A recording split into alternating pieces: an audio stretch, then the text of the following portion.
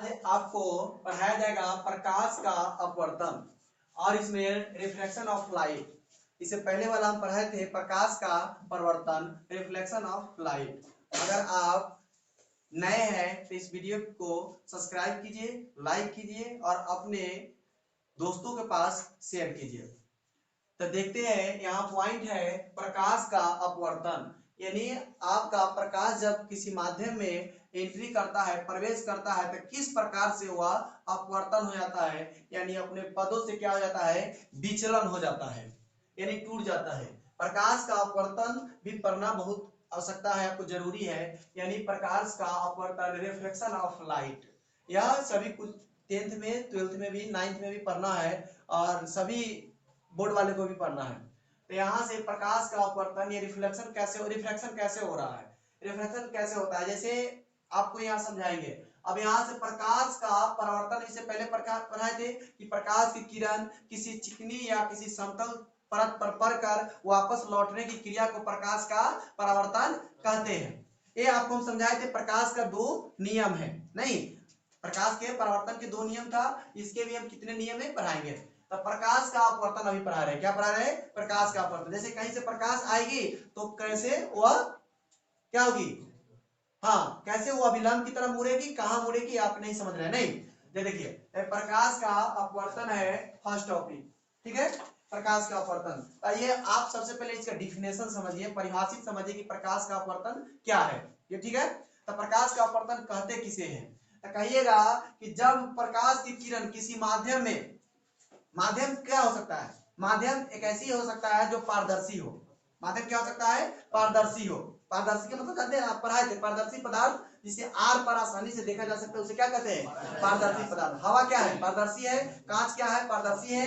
तो पारदर्शी, जब प्रकाश की किरण एक माध्यम से दूसरे माध्यम में जाती है, ठीक है, जब एक प्रकाश की किरण एक माध्यम से, यानी वो माध्यम कैसा होना चाहिए, पारदर्शी होना चाहिए। देखिए, तो यह कांच ले लिए, कांच का एक सिल्ली ले लिए, कांच का सिल्ली मतलब स्लेब। जैसे दुकान पे, मोबाइल की दुकान पे जाते हैं तो आगे दुकान पे लगा रहता है कांच का, कांच का, और नीचे सामान दिखता है, वो नहीं, प्लेन है, यानी एकदम पारदर्शी है। क्या है, पारदर्शी है, पारदर्शी शीशा है, नहीं, पारदर्शी कांच है। तो उसी तरह से आप कांच ले लिए, तो इस कांच को देखते हैं कि हम एक पारदर्शी कांच ले लिए, यह कांच कैसा है, पारदर्शी है। इसको मत समझिए कि यहाँ कांच अपारदर्शी है, यह कांच होगा पारदर्शी। क्या होगा, पारदर्शी।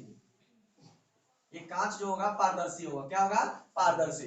पारदर्शी कांच ले लिए और उसके बाद हम पहले प्रकाश का अपवर्तन समझते हैं। प्रकाश का अपवर्तन किसे कहते हैं, पहले समझिए प्रकाश का अपवर्तन किसे कहते हैं। जब प्रकाश की किरण, देखिए ये प्रकाश की क्या है, किरण है, आपतित किरण है जी। क्या है, आपतित किरण। क्या है, यहाँ समझिएगा, प्रकाश की किरण, जब प्रकाश की किरण एक माध्यम से, यहाँ पे हवा है, इसको क्या कहते हैं, विरल माध्यम। क्या कहते हैं, विरल माध्यम। विरल मतलब हवा, यानी खाली स्थान या कुछ भी ना हो, विरल माध्यम। यह जो कांच हो गया, यह कांच तो पदार्थ है, किसी चीज से बना है, पीबी लेड से बना है इसका, तो यह क्या हो जाएगा, संघन माध्यम। क्या हो जाएगा, संघन माध्यम। यहाँ याद रखिएगा सब लोग, दो चीज याद रखना है। जो कोई पदार्थ हो उसको संघन माध्यम कहते हैं, उसको संघन मीडियम हो गया, वहां से प्रकाश निकलेगा।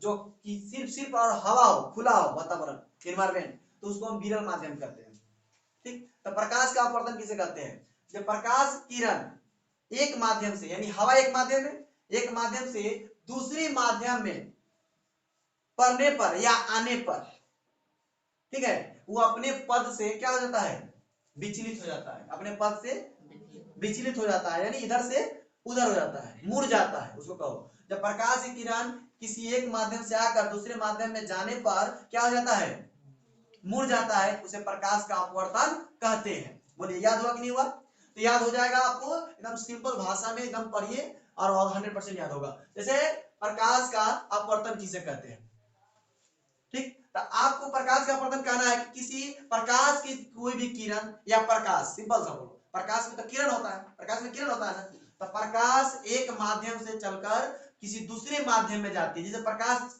ऊपर चला, जैसे मान लीजिए यहाँ पे जल है, देखिए यहाँ पे जल है, ठीक है, और यहाँ पे हवा है, ये मान लीजिए पोखर है, पोखर है ना, पोखर है। यहाँ पे अगर यहाँ से आप टच, यहाँ पे टच ले लिया, क्या ले लिए, टच, टच लेकर यहाँ से डाल इसको यहाँ पे, और यहाँ पे क्या हो जाएगा, हवा हो जाएगा। पहले ऊपर हवा होगा ना, फिर पानी होगा। जैसे पानी हवा से होते हुए जाएगा प्रकाश, पानी पे जैसे पड़ेगा तो प्रकाश क्या होगा, टेढ़ा हो जाएगा। जैसे आप गिलास में रखते हैं, गिलास में क्या रखते हैं, देखिए यहाँ पे एक गिलास ले लेते हैं, एक गिलास है, एक गिलास हम ले लेते हैं, देखिए एक गिलास ले लेते हैं और गिलास में क्या डाल देते हैं, जल, क्या डाल देते हैं, जल, और चम्मच डालते हैं शीशा गिलास, पारदर्शी गिलास, कौन गिलास, पारदर्शी गिलास ले लेते हैं।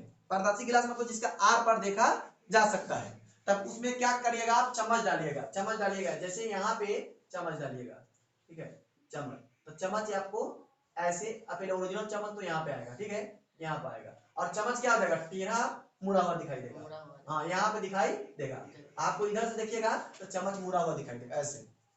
पानी में देखते हैं ना, सिक्का रखते हैं तो छोटा सा सिक्का बड़ा दिखाई देता है। आप आपके घर में वो कठौती होगा, कठौती जिसको हम लोग कहते हैं, या कचोरा होगा, होगा ना, यानी बाटी जिसको कहा जाता है, उसमें आप यहाँ पे कटोरा में रखिएगा, क्या, कटोरा में यहाँ पे जल रख दीजिए और एक सिक्का रखिए, क्या रखिए, एक सिक्का, और पानी के ऊपर से देखिएगा तो सिक्का थोड़ा सा बड़ा प्रतीत होगा, सिक्का क्या होगा, बड़ा प्रतीत होगा, यह प्रकाश के रिफ्लेक्शन के कारण हुआ है, यह प्रकाश के रिफ्लेक्शन के रिफ्लेक्शन के कारण हुआ है, प्रकाश के अपवर्तन के कारण हुआ है। जिसे आप रखते हैं ना, एक कचोरा ले लीजिए, नहीं, और इसमें क्या रखिए, एक सिक्का डालिए, सिक्का डालिएगा तो सिक्का में क्या होगा, सिक्का आपको ऊपर से, जल के ऊपर से देखने पर सिक्का बड़ा सा दिखाई देगा। यह प्रकाश से क्या होता है, या आंतरिक परिवर्तन हो रहा है, उसमें प्रकाश में रिफ्लेक्शन हो रहा है, अपवर्तन हो रहा है, तो उसी प्रकार से यहाँ देखिएगा, जैसे जल में यहाँ हमारे हवा क्या हो गया, एक माध्यम हो गया, और दूसरा माध्यम जल क्या हो गया, दूसरा माध्यम हो गया, तो प्रकाश जैसे यहाँ पे आएगा तो तुरंत क्या होगा, यहाँ पे, या ऐसे अगर सीधा मारे तो सीधा, अगर मारेगा थोड़ा सा सीधा मारेंगे तो उतना नहीं चेंज होगा, लेकिन अगर टेढ़ा होगा, ऐसे होगा तो विचलन होगा, अगर यहाँ से मारते हैं, यहाँ से ऐसे मुड़ जाता है, अभिलाम की तरफ भागेगा प्रकाश, यह अभिलंब है, क्या है, अभिलंब लिखा हुआ है, अभिलंब, यह अभिलंब लिखा हुआ कहीं, अभिलंब लिखा हुआ है, यह अभिलंब है। तो प्रकाश समझ गए कि प्रकाश का अपवर्तन कैसे होता है, कि प्रकाश की किरण या प्रकाश एक माध्यम से चलकर, प्रकाश एक माध्यम से चलकर दूसरे माध्यम में जब प्रवेश करती है और वह उस अभिलंब की ओर मुड़ जाती है, अभिलंब की ओर क्या होती है, मुड़ जाती है, उसे प्रकाश का अपवर्तन कहते हैं, ठीक है, ये पढ़ना, प्रकाश का अपवर्तन। देखिए अभी हम आपको और समझा देते हैं इसमें, अभी इसको हम देखते हैं, अभी हम इसे पहले समझाए थे कि प्रकाश का परिवर्तन, क्या समझाए थे, प्रकाश का परिवर्तन, लेकिन अब अभी आज को समझाएंगे प्रकाश का अपवर्तन। देखिए यह कांच का सिल्ली है, जैसे दुकान, मोबाइल की दुकान पे होता है, वह सिल्ली है, और यहाँ पे प्रकाश एंट्री किया, यहाँ से प्रवेश किया, तो प्रकाश यहाँ पे जैसे प्रवेश कर रही है प्रकाश, तो अब यहाँ से एक अभिलंब हो जाएगा, यहाँ पे इसका लास्ट बिंदु प्रकाश, जैसे लाइट टर्च का, ठीक, तो यहाँ पे इसका अभिलंब हो जाएगा, क्या हो जाएगा, अभिलंब। जैसे यह कांच के सिल्ली में प्रकाश प्रवेश किया तो प्रकाश क्या हो गया, थोड़ा सा इधर मुड़ गई, नहीं, प्रकाश मुड़ा ना इधर, देख रहा ना, तो प्रकाश क्या हुआ, इधर मुड़ गया, अभिलंब की तरफ मुड़ा, प्रकाश को यहाँ पे निकलना चाहिए ना, इसे प्रकाश इतना डिग्री मुड़ा है, प्रकाश यहाँ मुड़ चुका है, ठीक है ना। प्रकाश क्या होता है, जब प्रकाश एक माध्यम से दूसरे माध्यम में जाती है तो अभिलंब की ओर क्या होती है, मुड़ जाती है, उसे प्रकाश का अपवर्तन कहते हैं, एकदम आसान भाषा में याद कीजिए। चलिए अब यहाँ से, अब ये जो आने वाली किरण को कहते हैं आपतित किरण, कहीं से आने वाली किरण को आपतित किरण या आपतित प्रकाश, आपतित माने आना, तो आपतित किरण, तो आपतन, देखिए आपतन, आपतित किरण और अभिलंब के बीच बने कोण को आपतन कोण कहते हैं, तो क्या कहते हैं, आपतन कोण, याद कर लीजिए, आपतन कोण, आपतन कोण, आपतित किरण और अभिलंब, आपतित किरण और अभिलंब के बीच बने कोण को आपतन कोण कहते हैं। फिर अभिलंब, अभिलंब देख रहे हैं, आपतन कोण और परावर्तन कोण के बीच में बने कोण को अभिलंब कहते हैं। आपतन, आपतित किरण और परावर्तित किरण के बीच में डले लंब को, डाले गए लंब को क्या कहते हैं, अभिलंब कहते हैं। तो यह अभिलंब हो गया, आपतित किरण और परावर्तित किरण, यही ना परिवर्तित हो जा रहा है, ऐसे मुड़ जा रहा है, तो आपतित किरण और परावर्तित किरण के बीच में डाले गए लंब को क्या कहते हैं, अभिलंब कहते हैं। यह अभिलंब है या कांच है या पारदर्शी पदार्थ है, पारदर्शी किसे कहते हैं, जिसे आर पार देखा जा सकता है उसे क्या कहते हैं, पारदर्शी पदार्थ। उसके बाद में कोण आई है, आपतन कोण को आई से दर्शाते हैं, आपतन कोण आई और परावर्तन कोण आर हो गया, और इसके बाद में ए बी एक स्लेब लिए है शीशा का, ये पारदर्शी है, यह संघन माध्यम है, जल क्या है, संघन माध्यम की विरल माध्यम, जल संघन माध्यम है, हवा क्या है, संघन माध्यम की विरल माध्यम, हवा एक विरल माध्यम है। यह प्रकाश का परिवर्तन क्लियर हो गया, प्रकाश हमेशा सीधी रेखा में गमन करती है, ठीक है, और किसी पदार्थ में जब जाएगी, किसी माध्यम में प्रवेश करेगी, मीडियम में, तो अपने लंब यानी अभिलंब की ओर क्या होगी, मुड़ जाएगी, ठीक है। यह प्रकाश का प्रकाश की चाल माध्यम पर निर्भर करता है। अब प्रकाश की चाल क्या होता है, माध्यम पर निर्भर करता है। ये किस प्रकार का माध्यम है, प्रकाश अपवर्तन का नियम अपवर्तनांक किसे कहते हैं। किसी माध्यम में प्रकाश की चाल के अनुपात को, एक माध्यम की प्रकाश की चाल और दूसरे माध्यम में प्रकाश की चाल के अनुपात को अपवर्तनांक कहते हैं। यह अपवर्तनांक का फॉर्मूला होता है n21 बराबर n2 बटे n1। यह अपवर्तनांक की फॉर्मूला होता है।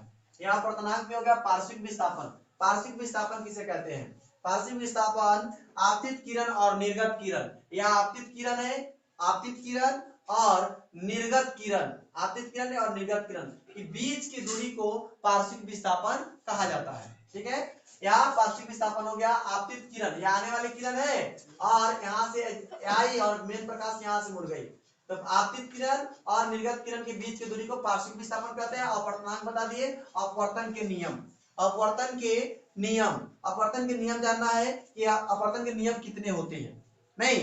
अब अपवर्तन के नियम समझने के लिए आपको यहाँ पे देखिए एक फिगर बनाते हैं, जैसे अपवर्तन के इसी पे हम समझा देते हैं, यही फिगर इसी फिगर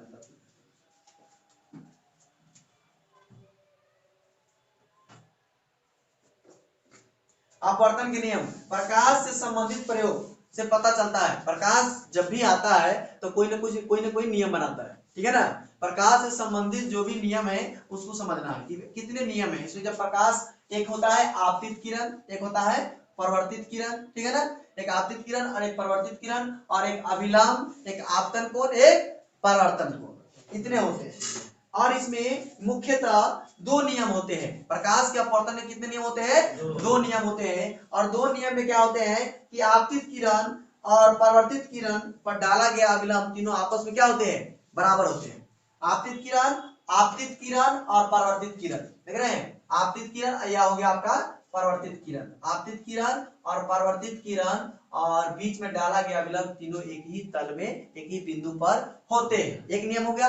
दूसरा नियम है कि आपतन कोण की जया, आपतन कोण की जया और परावर्तन कोण की जया, जया मतलब मान, नहीं उसका साइन, यानी आपतन कोण की मान और परावर्तन कोण की मान आपस में क्या होते हैं, बराबर होते हैं। यानी आपतन कोण और परावर्तन कोण आपस में क्या होते हैं, इक्वल होते हैं, बराबर होते हैं। यह अपवर्तन के दो नियम हो गए। अब आते हैं प्रिज्म। प्रिज्म के बारे में समझना है। प्रिज्म है, प्रिज्म को किस प्रकार से, प्रिज्म को समझना है, चलिए इसको दिखाते हैं।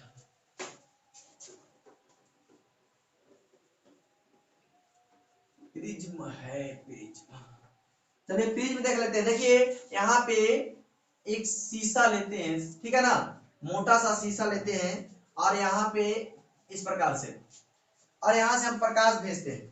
क्या भेजेंगे, प्रकाश। देखिए यहाँ से प्रकाश भेजने की हम कोशिश करते हैं। पहले यहाँ पे प्रकाश भेज दिए, उसके बाद यह प्रकाश आपको इस प्रकार से यहाँ पे आएगा, फिर यह प्रकाश आपको टकरा कर क्या पाएगा, यहाँ पे, फिर यह प्रकाश यहाँ पे चला जाएगा और यह प्रकाश आपका यहाँ से मुख्य बिंदु से यहाँ पे आएगा और यह प्रकाश आपको यहाँ पे निकल जाएगा, ठीक। और एक प्रकाश यहाँ से इधर को, प्रिज्म का मतलब देखते हो, जैसे डायमंड देखा है, डायमंड, डायमंड में 7 रंगों का कलर अपने आप उसमें क्या होता है, लगता है ना, चमकी टाइप का होता है, उसमें 7 कलर होता है और उसमें क्या होता है, प्रकाश का अपवर्तन होता है, रिफ्लेक्शन होता है। इधर से उधर आपस में क्या होता है, टकराने के कारण वह हीरा आपस में क्या कर लेता है, उसमें प्रकाश अधिक मात्रा में उत्सर्जित होने लगता है, इसलिए हीरा ज्यादा प्रज्वलित दिखता है, एकदम प्रकाश में अच्छा से दिखता है, क्योंकि उसमें प्रकाश एंट्री करने के बाद प्रकाश काफी मुड़ता है, प्रिज्म की तरह व्यवहार करता है। इस तरह से हम आपको समझा रहे हैं, ये प्रिज्म की तरह व्यवहार करता है। और यहाँ मुख्य प्रकाश यहाँ से आपका या निर्गत किरण से होते हुए टकराकर यहाँ से मुख्य प्रकाश निकल गया, ठीक है जी। यहाँ से मुख्य प्रकाश निकल जाएगा, यहाँ से टी मान लेते हैं, टी हो जाएगा, या एन है, या पी है, या क्यू है, और ए बी सी, जो भी ए हो, और यहाँ से एक सीधा आएगा यहाँ पे, एम। देखिए प्रकाश किस प्रकार से प्रिज्म में, जैसे शीशा का तिकोना प्रकार का अगर हम लेते हैं कोई शीशा, उसमें प्रकाश भेजने की कोशिश करेंगे, तो प्रकाश उसमें अगर भेजेंगे तो देखिए प्रकाश का अंदर जाने के बाद प्रकाश किस प्रकार से अपवर्तन होता है, यानी रिफ्रैक्शन होता है। प्रकाश इस प्रकार से जाएगा और यहाँ से आंशिक रूप से जाएगा, कहां से जाएगा, यहाँ से आंशिक रूप से यहाँ इधर बढ़ जाएगा, इधर बढ़ जाएगा और इधर बढ़ जाएगा, और यहाँ पे इस प्रकार से इधर आंशिक रूप रहेगा, इधर आंशिक निकलेगा, इधर निकलेगा, और प्रकाश ओरिजिनल कहाँ निकलेगा, यहाँ पे। देखिए प्रकाश कहाँ पे भेजे थे, यहाँ पे निकला, कहाँ, यहाँ पे। तब प्रकाश का अपवर्तन होता है, नहीं प्रकाश का क्या होता है, रिफ्रैक्शन होता है। प्रकाश हमेशा रिफ्रैक्शन होता है किसी कोण पर झुके दो समतल पृष्ठों के बीच घिरे किसी अपारदर्शक माध्यम को प्रिज्म कहते हैं। किसी कोण पर झुके, ये कोण पर झुका हुआ है, किसी कोण पर झुके दो पारदर्शी माध्यम को, पारदर्शी जो होता है किसी कोण पर झुके दो पारदर्शी पदार्थ को बने कोण को, ठीक है, बने घिरे हुए किसी अपारदर्शक पदार्थ से बने हुए को क्या कहते हैं, प्रिज्म कहते हैं। ठीक है, यही प्रिज्म था। और आता है लास्ट में लेंस, क्या आएगा, लेंस। चलिए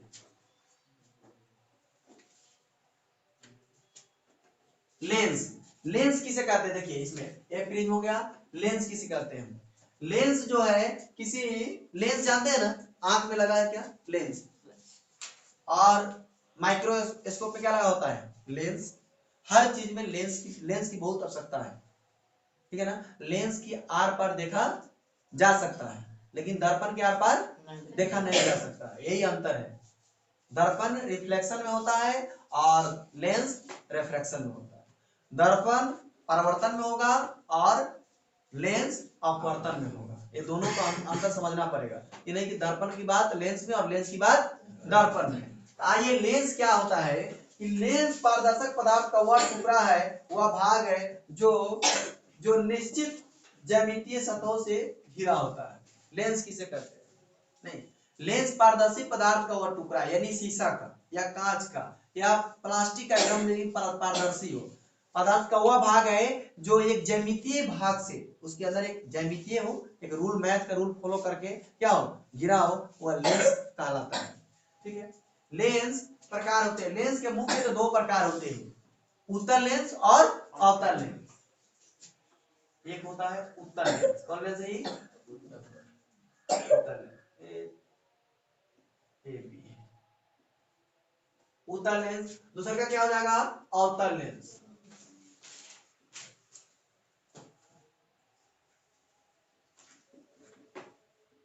ठीक है, लेंस मुख्यतः दो प्रकार के होता है, एक होता है उत्तल लेंस और अवतल लेंस। लेंस मुख्यतः दो प्रकार के होते हैं, उत्तल लेंस और अवतल लेंस, दो प्रकार के मुख्यतः लेंस होते हैं। और आता है कि उत्तल लेंस और अवतल लेंस क्या होता है, चलिए इसको समझते हैं कि कॉन्वेक्स लेंस और कॉनकेव लेंस। या कॉन्वेक्स लेंस हो गया या कॉनकेव लेंस हो गया, यानी देखिए अब इसको हमको साधारण सी भाषा में याद करना कि उत्तल लेंस किसे कहते हैं। उत्तल लेंस उसे कहते हैं जो किनारे की अपेक्षा बीच में क्या हो, उभरा हुआ हो, उसे क्या कहते हैं, उत्तल लेंस। किनारे की अपेक्षा बीच में उभरा हुआ हो उसे उत्तल लेंस कहते हैं।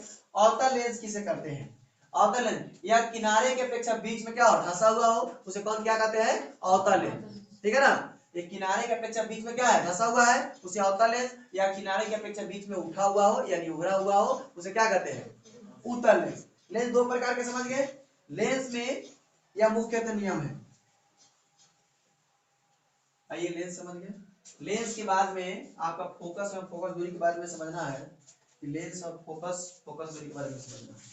चलिए लेंस देख लेते हैं, जैसे लेंस की फोकस एवं फोकस दूरी। ठीक है, लेंस की फोकस एवं फोकस दूरी के लिए जैसे मान लेते हैं यहाँ पे एक उत्तल लेंस ले लेते हैं, चलिए यहाँ पे उत्तल लेंस ले लिए, और उत्तल लेंस के लिए प्रकाश कहाँ से, जैसे यहाँ पे ऐसे इस प्रकार से, ये मुख्य अक्ष प्रधान अक्ष हो गया, और यहाँ से प्रकाश इस प्रकार से एंट्री करेगा, देखिएगा प्रकाश एंट्री हो गया, यानी प्रकाश प्रवेश कर गया ना। अब यहाँ से देखिए C1 F1 हो गया, और यहाँ से जैसे ही प्रकाश आएगा, देखिए उत्तल लेंस में क्या आएगा, प्रकाश जैसे प्रकाश आएगा तो यह सीधा निकल जाएगा, ठीक है ना, यह सीधा प्रकाश निकल जाएगा, मान लेते हैं इससे होते हुए सीधा निकल जाएगा। अब यहाँ से फोकस दूरी करना है, तो यह लेंस की क्या है, प्रथम फोकस है। यह यहाँ से लेकर यहाँ तक क्या हो गया, प्रथम फोकस हो गया, लेंस की अब फोकस प्रथम फोकस हो गया। ठीक, उसी प्रकार से अवतल लेंस में, अवतल लेंस में भी, अभी तो उत्तल लेंस का समझ रहे हैं, प्रथम फोकस यहाँ से यहाँ तक प्रथम फोकस हो गया, यह मुख्य अक्ष O हो गया, केंद्रक हो गया, क्या हो गया, केंद्र हो गया। ठीक है, और यहाँ से और उत्तल लेंस में, अवतल लेंस में, अवतल लेंस में, अवतल लेंस में इस प्रकार से प्रकाश अगर आया तो देखिए यहां से प्रकाश अगर यहाँ पे पड़ा, फिर यहाँ से प्रकाश यहाँ पे आया, यहाँ से दोनों तरफ से प्रकाश आया और यहाँ से प्रकाश क्या हो जाएगा, स्ट्रेट लाइन में चला जाएगा सीधा। ठीक है, यह सीधा निकल जाएगा। यह आपका प्रकाश का, ये भी प्रकाश का क्या हो गया, प्रकाश अवतल लेंस का प्रथम फोकस। यह क्या है, प्रथम फोकस। यहाँ फोकस बना रहा है, यहाँ पे कहीं ना कहीं फोकस बनाएगा नहीं, ठीक है, तो फोकस बनाएगा तो ये हो जाएगा F1 अवतल लेंस का प्रथम फोकस। ठीक है, उसके बाद प्रतिबिंब, उसके बाद प्रतिबिंब बनाना है, फोकस प्रतिबिंब, वास्तविक प्रतिबिंब और आभासी प्रतिबिंब। देखिए दर्पण में दो प्रतिबिंब जो होते हैं, एक वास्तविक होते हैं, लेंस में जब प्रतिबिंब बनाता है तो एक वास्तविक प्रतिबिंब बनाता है और एक क्या बनाता है, आभासी प्रतिबिंब बनाता है।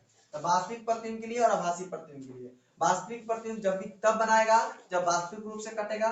ठीक है ना, नीचे वास्तविक प्रतिबिंब तभी बनाएगा जब उसका किरण क्या होगा, वास्तविक रूप से लेंस के नीचे कटेगा, तो वास्तविक प्रतिबिंब हो जाएगा। और आभासी प्रतिबिंब तभी बनाएगा जो आप किरण जो होगा आभासी रूप से कटेगा नीचे। ठीक है ना, मुख्य अक्ष जो होता है, मुख्य अक्ष दिए थे ना, लेंस के मुख्य अक्ष दिए थे, लेंस के मुख्य अक्ष के नीचे अगर कटता है आभासी रूप से तो आभासी प्रतिबिंब, अगर आभासी रूप से कटता है तो आभासी प्रतिबिंब, अगर वास्तविक रूप से करता है तो वास्तविक प्रतिबिंब। ठीक है, प्रतिबिंब लेंस सूत्र, चलिए बहुत अच्छा है, लेंस सूत्र आपको यहाँ से परिभाषित कर देते हैं।